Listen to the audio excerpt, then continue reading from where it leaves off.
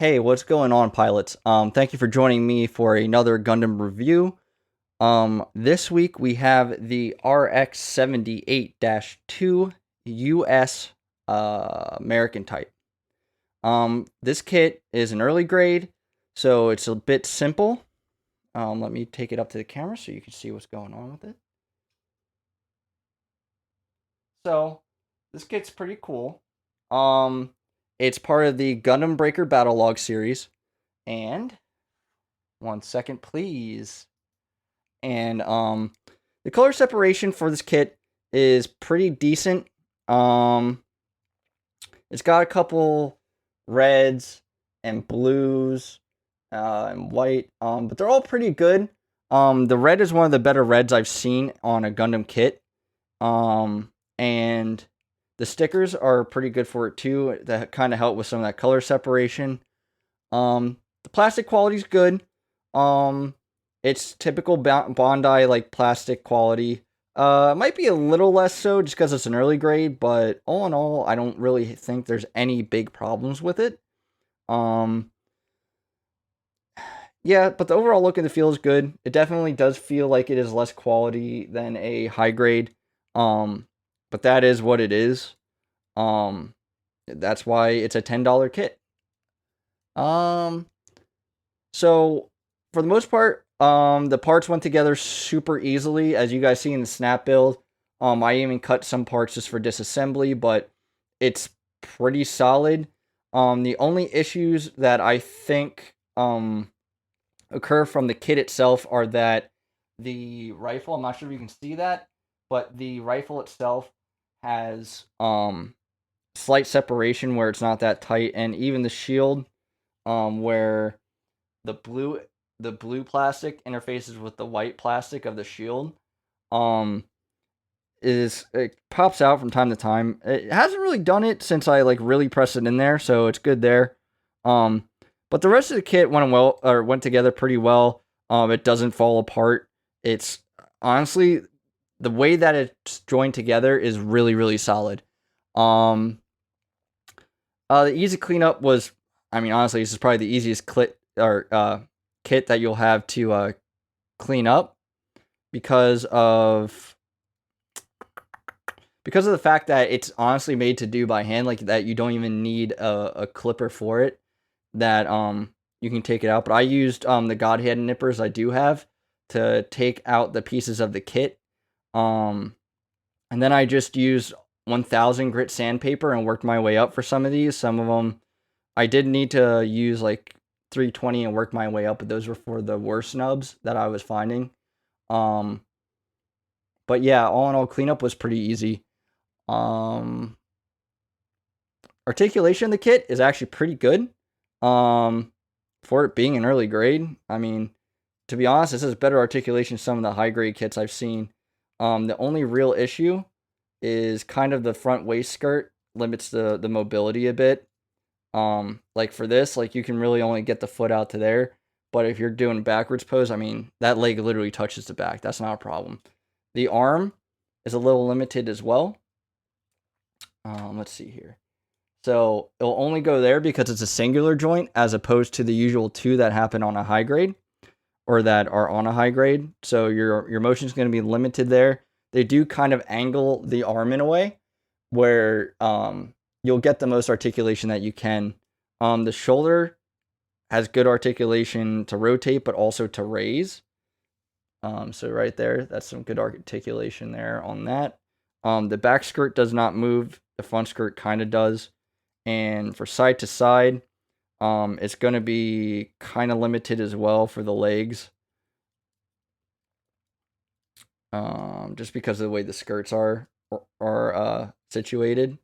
But the legs themselves have really good articulation for this kit, and even the feet do as well. The feet have really good articulation because of the way I think they run the joints into each other. So that's always like a positive thing, is when you see really good articulation on the legs. The head is just a normal head articulation, I think, for even like a high grade. You can just rotate it around that axis. Hands, the same thing, just where the peg are. You can kind of pull it out a little bit and rotate it, but for the most part, that thing is just going left to right. Just going to move left to right, and that's it. So what else? Torso articulation is pretty good. It can rotate. It's just the joints are really stiff around the torso, but it's a good and bad thing. So it kind of moves left to right a little bit. And then you can rotate it about that axis, but I'm having difficulty because it is so tight in there. Okay, there we go. So you can rotate it. I mean, which is good. It's good that the joints are pretty strong. Just be careful when you are moving it if that's what you encounter, so you're not gonna break the peg. There we go. I did have to really push down on this joint in order to get to lock into the interface here between the waist and the torso. But it has good up and down articulation as well, like so. But yeah, I think I mean it has some articulation to it, but it's about, I think, on par with some of the older high grades, if not better than some of the older high grades. The RX-92 or the RX-92, the RX-78 high grade revive kit definitely has some better articulation points, but also has some worse ones. I think the legs on this kit are better. And the torso might even be better. The Origin, the RX-78-2 Origin kit has by far the best articulation of any of the Grandpa Gundams, I think. That at least I've done so far. That are at the 1/144 scale. So I still recommend that one the most if you're going to get a kit just to display the Grandpa Gundam.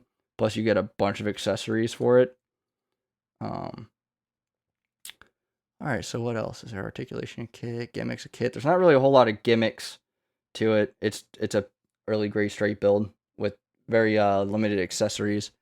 The decals are pretty nice for the kit itself. I showed them off in the intro video, but just in case you are not going to view that video, here are the decals for the kit.